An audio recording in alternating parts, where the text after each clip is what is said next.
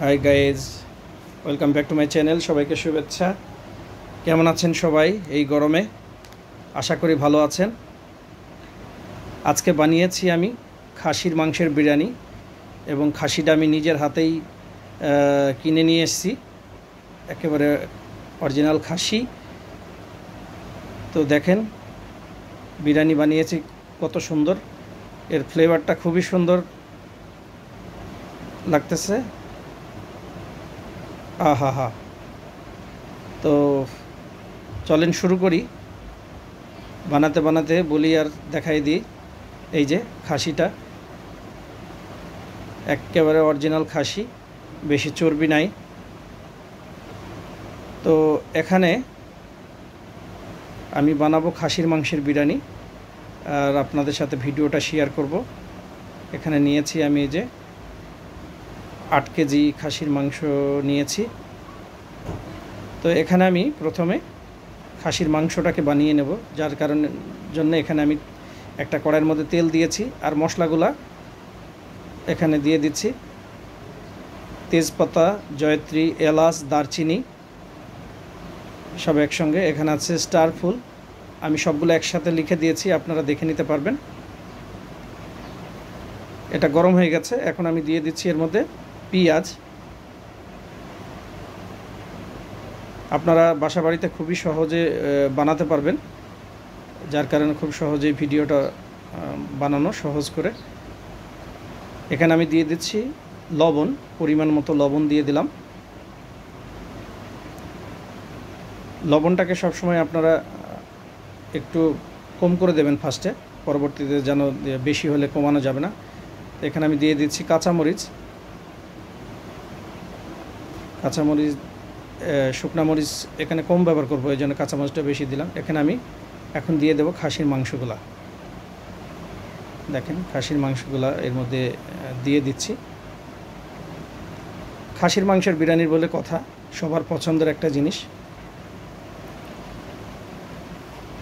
তো মাংসটাকে আমি তেলের মধ্যেই, তেল পেঁয়াজের মধ্যেই কিছুটা কষায় এর মধ্যে আমি দিয়ে দিচ্ছি আদা রসুনের পেস্ট, একসঙ্গে পেস্ট করে রেখেছি। আদা রসুন বাটা যেটা বলা হয় সেটাকে আমি দিয়ে দিলাম। দিয়ে এটাকে একসঙ্গে, বিরিয়ানির মাংস একটু ভালো করে তেলের মধ্যে কষে নিতে। এর মধ্যে আমি দিয়ে দিলাম চিনি। বিরিয়ানি মানে চিনিটা দেওয়া খুব গুরুত্বপূর্ণ। চিনিটাই টেস্টটাকে ব্যালেন্স করে রাখে। এখানে আমি দিয়ে দেবো এখন টক দই। টক দই দিয়ে দিলাম।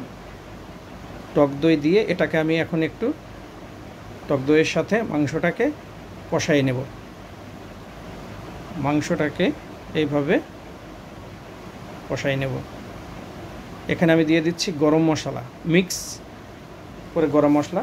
এটা কিনা না, এটা বিভিন্ন রকম মশলা কিনে একসঙ্গে এটাকে আমি বানিয়েছি। এখানে দিয়ে দিচ্ছি আমি লাল মরিচ পাউডার। লাল মরিচ পাউডার দিয়ে দিলাম। দিয়ে মাংসটাকে এখন একটু কষে নেব।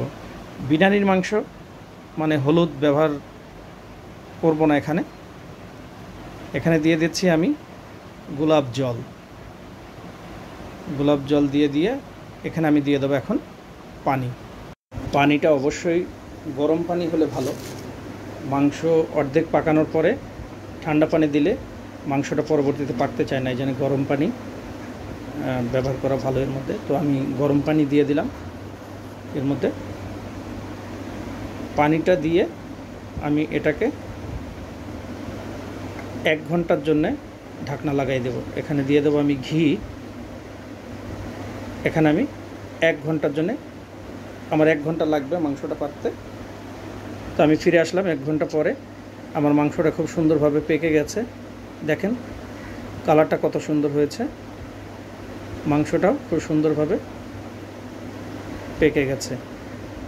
তো আমি এখন মাংসটাকে আলাদা রেখে বানিয়ে নেব পোলাও বানানোর জন্য আমি এখানে একটা পাতিল নিয়েছি। এর মধ্যে দিয়ে দিচ্ছি আমি তেলটা গরম হয়ে গেলে এর মধ্যে আমি দিয়ে দেবো গরম মশলা। আর মাংস পাকানোর সময় যে গরম মশলাগুলো ব্যবহার করেছি ওই রকম এখানেও তেজপাতা, এলাচ, দারচিনি, স্টারফুল দিয়ে এখন আমি এটাকে গরম করার পরে এর মধ্যে দিয়ে দিচ্ছি আমি পেঁয়াজটা দিয়ে পেঁয়াজটাকে আমি তেলের মধ্যে ব্রাউন করে নেব। দেখেন ভাজা ভাজা হয়ে গেছে। এখানে আমি দিয়ে দেবো আদা রসুনের বাটা। আদা রসুন বাটা দিয়ে দিলাম। এটাকে একটু এর মধ্যে কষাই, এর মধ্যে আমি দিয়ে দেবো এখন পানি দেওয়ার পরে দিয়ে দিলাম লবণ, পরিমাণ মতো লবণ দিয়ে দিলাম। তারপরে আমি এখানে দিয়ে নেব চিনি দেওয়ার পর দিয়ে দিলাম কাঁচামরিচ। আমার পানিটা ফুটে গেছে দেখেন। এখন আমি দিয়ে দিচ্ছি যে চাল ভিজাই রাখছিলাম। আর পোলাও পাকানোর আগে চালটাকে 30 মিনিট ভিজাই রাখলে ভালো, পোলাওটা ভালো হয়।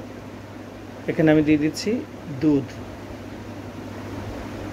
এটা কষার পরে দুধ দিয়ে দিলাম। দিয়ে এটাকে আমি এখন হালকা নেড়ে, দেখেন এইভাবে যেন নিচে লেগে না যায়, চুলার আঁচটা কমাই দিতে হবে। এখানে আমি ঘি দিয়ে নিলাম। ঘিটা দিয়ে আরেকটু আমি এটাকে নেড়ে দেব।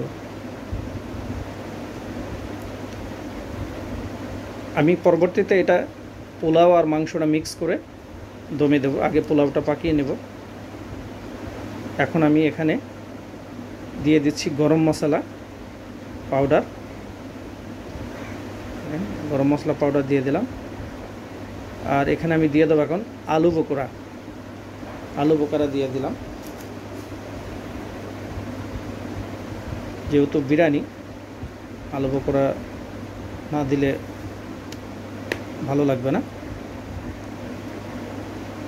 এখন আমি এর মধ্যে দিয়ে দিচ্ছি যে খাসির মাংস আমি পেকিয়েছি সেটার যে গ্রেভিটা আছে, আমি মাংসটাকে আলাদা করে নিয়েছি। গ্রেভিটা আমি এখন উপরে দিয়ে এখানে আমি কিছুটা এর মধ্যে ভাজা পেঁয়াজ দিয়ে দেবো। এখন দিয়ে দিচ্ছি আমি কেওড়া জল। এটা হচ্ছে কেওড়া জল, আপনারা গোলাপ জলও ব্যবহার করতে পারেন। এর মধ্যে আমি এখন দিয়ে দিচ্ছি ভাজা পেঁয়াজ দিয়ে এটাকে আমি দমে বসাই দেব। চুলার উপরে এখন দমে রেখে দেব। এই যে আমি 20 মিনিট রাখলে আমার এটা হয়ে যাবে। তো আমি 20 মিনিট পরে ঢাকনাটা খুলে আপনাদের দেখাচ্ছি। দেখেন হয়ে গেছে আমার পোলাও বানানো। এখন আমি এটাকে নাবানোর পরে যে আমি খাসির মাংসটা পেকিয়েছি এটা এখন এর সাথে মিক্স করে এই যে আমি মাংসটা ঢেলে দিলাম এর মধ্যে।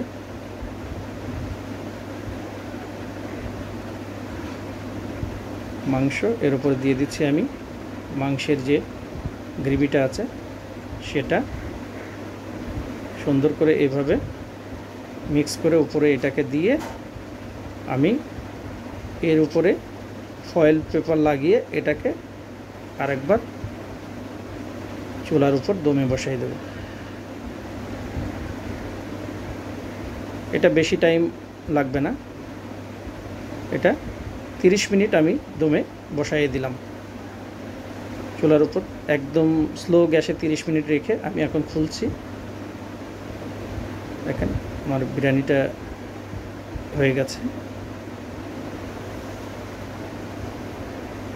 খুবই সুন্দর একটা এর মধ্যে থেকে একটা ফ্লেভার আসছে।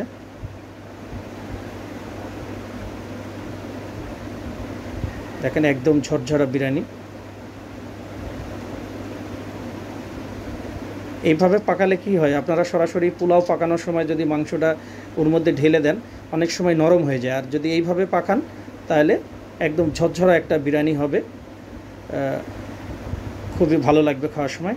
সো গাইস, আমার ভিডিওটা যদি ভালো লাগে অবশ্যই কমেন্টসে জানাবেন আর আমার ভিডিওটি একটি শেয়ার করে দেবেন। আর আমার ইউটিউব চ্যানেলটা সাবস্ক্রাইব করে আমার চ্যানেলের সাথেই থাকবেন। নতুন নতুন রেসিপি পেতে। তো গাইজ, দেখা হচ্ছে নতুন কোনো রেসিপি নিয়ে নতুন ভিডিওতে। ততক্ষণ ভালো থাকেন।